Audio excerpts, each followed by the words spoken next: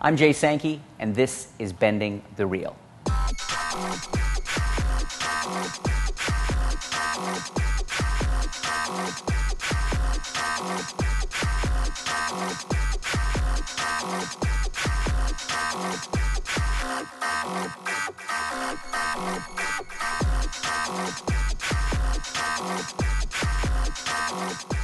A bend with a French fry. There you go. It's a bend. Oh, yeah, baby. No, here, watch. Ian, point to one. Which one? This one right here. Hold out your hand. Hold on to the piece real tight. Watch.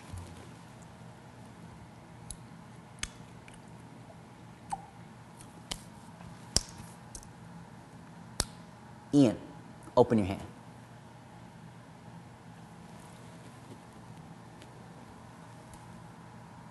This bend is a tactile deception.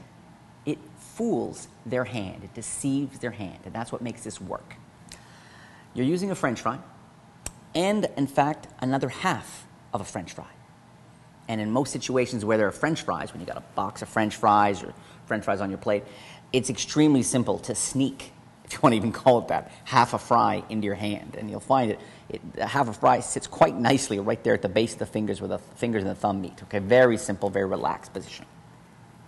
So to perform the bend, break it in half, put it on the table, ask someone to hold their hand. They point to one or the other, and let's say whichever one they point, and it's this sense of free choice that really, and note my hands. Even though I have something in one of the hands, as long as I don't have this will create suspicion.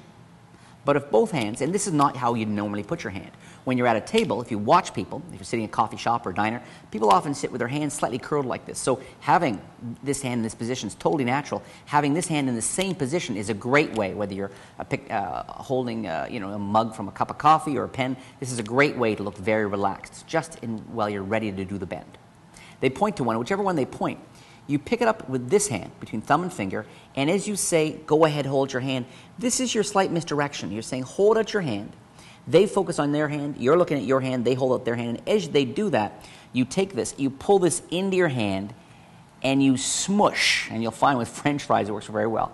You smush both French fries into their hand, and as long as they don't see two ends of a fry like this, as long as you smush them into their hand, they'll never feel the difference. One other important tip is when you put French fries or something into someone's hands, use your hand to close their hand and even turn their hand over.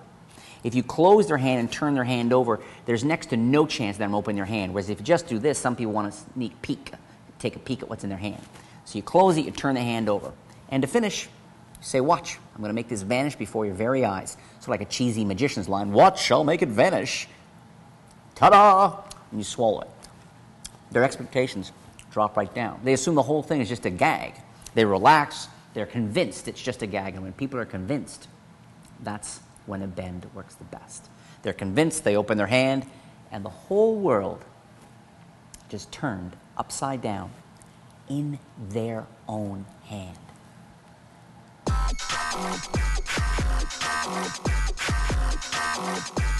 You don't need to be a great actor to be a great bender. As long as you believe in the bend and you imagine that to be a reality, people will believe it too. And remember, belief is contagious.